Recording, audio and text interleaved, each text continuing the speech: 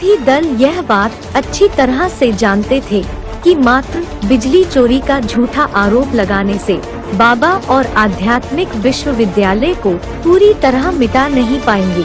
इसलिए पहले से निश्चित की गई योजना अनुसार विरोधियों ने बाबा को बिजली चोरी के केस में गैर कानूनी तरीके से हवालात में डालने के बाद एक के बाद एक 4 रेप केसों में फंसा दिया।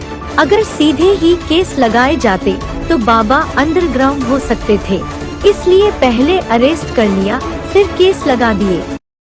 दिनांक 16 अप्रैल 1998 अर्थात जिस दिन बाबा को गिरफ्तार किया गया, उसी दिन ठीक उसके तुरंत बाद सबसे पहले मथुरा की रहने वाली तारा देवी, जिनकी उम्र 36 वर्ष थी, उन्होंने कंपिल थाने में एक रेप केस दर्ज कराया कि बाबा वीरेंद्र देव दीक्षित ने उनके साथ अप्रैल 1997 में ठीक 1 साल पहले बलात्कार किया था।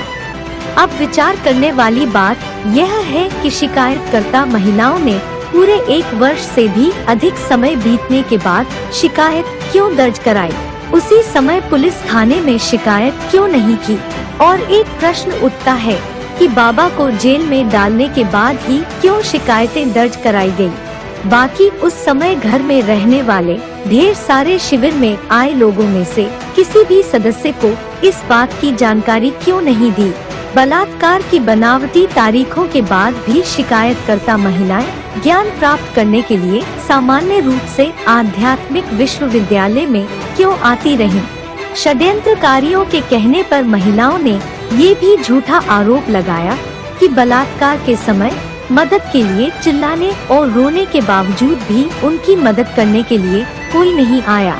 यह तो बड़े आश्चर्य की बात है कि कंपिल गांव में स्थित आध्यात्मिक विश्वविद्यालय तथा उसके आसपास भीड़-भाड़ वाले मकानों के बीच बहुत पुराना एवं छोटा सा बाबा के अपने हाथों से मात्र 1 लाख की लागत से बनाया हुआ 1400 वर्ग फुट का 2.5 मंजिला मकान था, जहां देश के विभिन्न राज्यों के लगभग 100-150 माताएं भाई लोग हर समय आध्यात्मिक ज्ञान प्राप्त करने अक्सर रहा करते थे। ऐसे भरे पूरे घर में जहां 100 से भी अधिक लोग मौजूद थे, वहां यह बात संभव ही नहीं है कि किसी के रोने या चिल्लाने की आवाज पर किसी का ध्यान ना जाए। विभिन्न राज्यों से आए हुए लोग ऐसी आवाजें आने पर अपने कान बंद कर शांति से चुप तो नहीं बैठेंगे। आगे देखते रहिए कौन सा केस कब खत्म हुआ।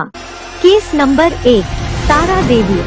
सबसे पहले मथुरा की तारा देवी, जिसने 16 अप्रैल 1998 को बाबा पर बलात्कार का झूठा FIR दर्ज कराया था।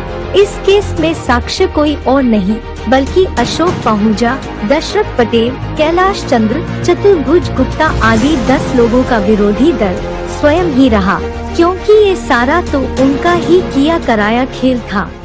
लेकिन कहते हैं ना, यतो धर्म ततो जय।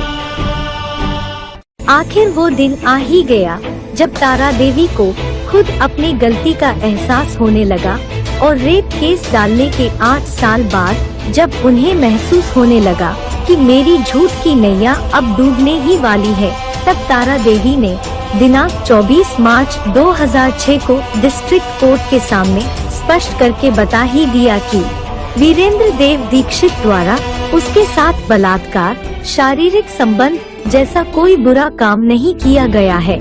तारा देवी ने आगे ये भी बताया कि अशोक पाहुजा ने ही उन्हें झूठे शिकायत पत्र को तैयार करने से लेकर केस को अंत तक आगे बढ़ाने में सहयोग दिया था।